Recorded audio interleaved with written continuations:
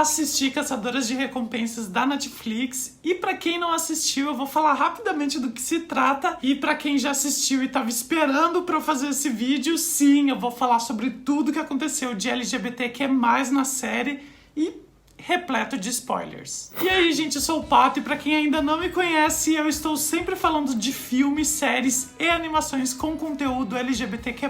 Tem um monte de vídeo aqui no canal, então fiquem à vontade pra se inscrever e escrever nos comentários sobre o que vocês querem que eu fale nos próximos vídeos ou lá no meu Instagram. E bora falar de Caçadoras de Recompensas. A primeira temporada de Caçadoras de Recompensas tem 10 episódios de aproximadamente 50 minutos cada, dos mesmos produtores executivos de Orange is the New Black e Glow, e conta a história das irmãs gêmeas bivitelinas Sterling, interpretada por Maddie Phillips, e Blair, interpretada por Angelica Beth Fellini, que depois de baterem o carro do pai, conhecem o Bowser, um caçador de recompensa, e começam a trabalhar com ele escondido dos pais para pagarem os danos do carro. A química entre as duas irmãs é sensacional. Existe um recurso que a série usa para mostrar que elas possuem uma espécie de conexão que faz com que elas se comuniquem, mas eu acho que elas naturalmente já se completam tanto que isso nem seria necessário. E assim, por mais interessante que possa ser as duas adolescentes trabalhando como caçadoras de recompensas, essa parte da trama foi a que menos me chamou a atenção. A cada episódio tem um novo caso que elas precisam resolver, alguém que elas precisam pegar, mas a gente se apega mesmo às questões pessoais das personagens. Muitas vezes eu mesmo me peguei pensando, ai, jura que vai cortar tudo isso que eu tava vendo aqui na escola, com a família, pra caçar um bandido? A gente quer ver mais desses conflitos entre elas. A gente quer ver mais desses conflitos, dessas coisinhas que estão acontecendo fora todo esse universo de caçadoras de recompensa. E o que são esses conflitos que as personagens vivem? Bom, um dos temas que a série fala bastante é de racismo. Tem vários momentos que elas discutem lugares onde, por exemplo, o Bowser não poderia entrar despercebido por ser negro. Uma das personagens começa a se envolver com um garoto negro, então também tem um pouco de discussão sobre casal interracial, e as duas protagonistas são brancas e é interessante ver como elas tentam às vezes discutir ou defender alguma causa negra, mas chega um personagem negro pra elas e fala, então, querida, não é bem assim, não é dessa forma que a gente quer ser defendido, não é assim que a gente pensa, e toda essa discussão, tudo isso faz a gente refletir, pensar, e é bem interessante. Mas tem um tema que permeia a série inteira e eu amei como foi tratado e como foi discutido durante toda a temporada, que é religião. A Sterling e a Blair são de uma família religiosa cristã, elas estudam numa escola bem religiosa e várias das ações e dos comportamentos de muitos personagens são movidos por isso. A primeira cena da série, por exemplo, é a Sterling com o namorado, ela querendo que eles percam a virgindade e ele sugere que eles rezem e peçam pra Deus que não caiam em tentação. E não só sexual, mas várias das atitudes dos personagens, seja para o bem ou para o mal, são defendidas com alguma passagem bíblica, e eu dava muita risada, principalmente quando eles defendiam algum ato duvidoso. Eu venho de uma família religiosa católica e eu lembro que quando eu fazia catequese eu tinha várias dúvidas com algumas passagens da Bíblia, porque eu achava tudo muito ambíguo ou contraditório, e às vezes eu perguntava para catequista ou para minha família e eles não sabiam responder ou davam algumas respostas meio vagas. E isso tudo também é discutido na série sem desrespeitar o cristianismo e colocando diferentes pontos de vista, e isso eu achei maravilhoso. Tanto a Sterling quanto a Blair são garotas cristãs que praticam a religião, mas também priorizam uma vida sexual. Então a gente vê elas explorando a sexualidade enquanto permanecem confiantes que Deus ainda as ama. É uma visão bem interessante de como é a vida de adolescentes religiosos que não pretendem seguir à risca todas as regras que envolvem a abstinência em pleno 2020, né? E a criadora da série, Kathleen Jordan, disse que essa foi exatamente a mensagem que ela quis passar com a série. Eu cresci em uma parte muito conservadora de Atlanta chamada Buckhead, e eu nunca senti que eu realmente me encaixava assim como a Blair. Muitas das histórias e temas que estamos explorando na série são baseados em meus próprios desejos e fantasias e como eu gostaria de ter agido na minha própria escola cristã formal. Sterling e Blair são como duas partes de um todo pra mim. Além disso, eu queria fazer um programa com garotas engraçadas e inteligentes, às vezes agindo como adolescentes e às vezes audaciosas. E agora vamos falar com spoilers, né? Porque toda essa busca pelo autoconhecimento e pela sexualidade não tem como eu falar sem dar muito spoiler da série. Como eu disse, a Sterling começa a série namorando o Luke e é com ele que ela perde a virgindade, logo na primeira cena da série. Primeiro namorado, né? Primeira experiência, e às vezes a gente acha que nosso primeiro amor é pra sempre, se prende a ele de um jeito e não se dá conta que o mundo é muito mais do que isso. Então, como uma forma de se encontrar, ela acaba terminando com o Luke. E aqui a gente já tem a primeira inversão de papéis, né? Porque enquanto a Sterling, que perde a virgindade, é a irmã certinha, a Blair, por outro lado, é a rebelde, fora dos padrões de comportamento, e é a irmã que continua virgem. A Sterling sugere então que a irmã procure alguém que ela tenha algum tipo de vínculo emocional para perder a virgindade, e é quando, após algumas tentativas frustradas com o cara que ela tava antes, a Blair acaba saindo e se envolvendo com o Miles. E sim, é com ele que ela perde a virgindade. Daí vem a conversa entre as irmãs sobre sexo e sobre o orgasmo, e quando a Blair começa a falar sobre suas experiências, a Sterling se dá conta que ela não teve de fato um orgasmo e começa a encucar com isso. É quando a Sterling decide experimentar outros garotos e vai para aquele campeonato de debate onde ela teria contato com garotos de outras escolas e não precisaria ficar com os garotos que ela já conhece, né? Mas bem, durante esses experimentos, eis que surge a April. A April já foi amiga da Sterling quando elas eram ainda mais novas e atualmente é sua rival na escola. Inclusive lá no início da série expôs o fato da Sterling e do Luke estarem transando, lembrando que elas estão num ambiente extremamente religioso. Pois bem, durante uma briga entre a Sterling e a April, onde a April estava muito brava porque a Sterling não tinha jogado sujo no debate para ganhar, né, contra a escola rival, a April segura a Sterling com força pelo braço e aquilo desencadeia uma série de emoções. Enquanto a Sterling está se masturbando, ela começa a pensar naquela cena, começa a pensar na April,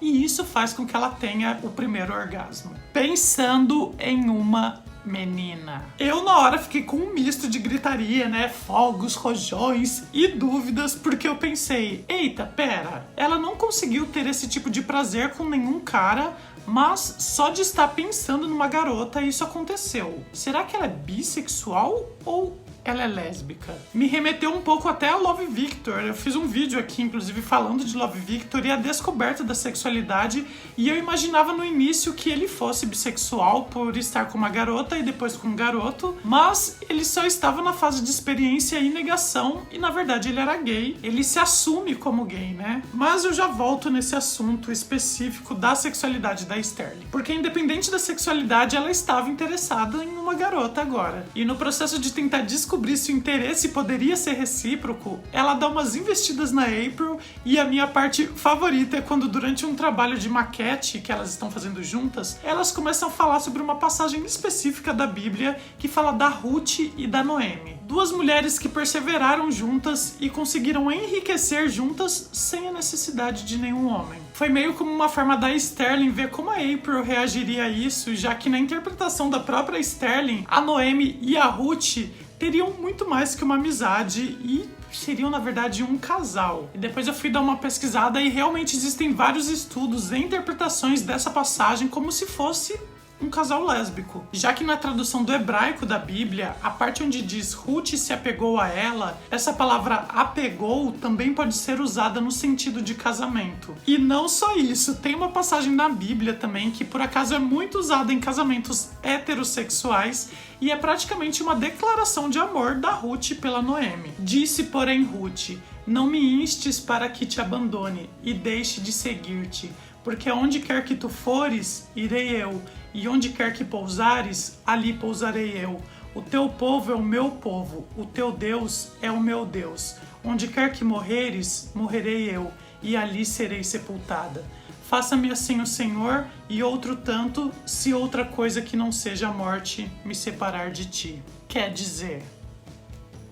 Mas enfim, mesmo com todo esse flerte bíblico, tinha ficado no ar se havia ou não interesse da April pela Sterling. Até que no final do episódio, quando as duas estão no momento a sós e a April começa a se abrir um pouco mais, a Sterling aproveita a oportunidade para dar um beijo. Senhor. Mas a April se afasta e vai em direção à porta e eu penso, pronto, ferrou tudo. A April vai humilhar a Sterling na frente da escola toda, vai ser um caos, sabe? Acabou. Porém, a April só tranca a porta e volta pra dar uns amassos de verdade. Aí sim que eu explodi de alegria. Que foi isso? E só mais uma colocação das quebras de expectativas positivas que essa série me causou. Quando eu comecei a assistir Caçadoras de Recompensas, já tinham me contado que haveria um casal LGBT, mas eu não sabia qual era. E na minha cabeça, né, já condicionada a estereótipos, eu achei que fosse a Blair com alguma outra pessoa. Ela, né, que já tinha um jeito rebelde, meio descolado, e que falava no começo da série que não conseguia se envolver afetivamente com nenhum homem. Daí eu falei, provavelmente é a Blair, né, que vai ser a menina que vai pegar meninas, enfim. Estava esperando. E eu adorei o tapa que eu levei com essa quebra de expectativa, com esse chacoalhão que falou assim, para de pensar assim só com estereótipos, né? Que é o que a gente costuma fazer mesmo. Eu achei essa quebra de expectativa perfeita. Mas voltando pra April e pra Sterling, elas combinaram de se encontrar num fliperama e eu amei o look sapatão da April. Se ela tivesse vestido assim desde o início da série, eu já sacaria desde o começo. E aqui já sou eu de novo, né? Viciado em estereótipos.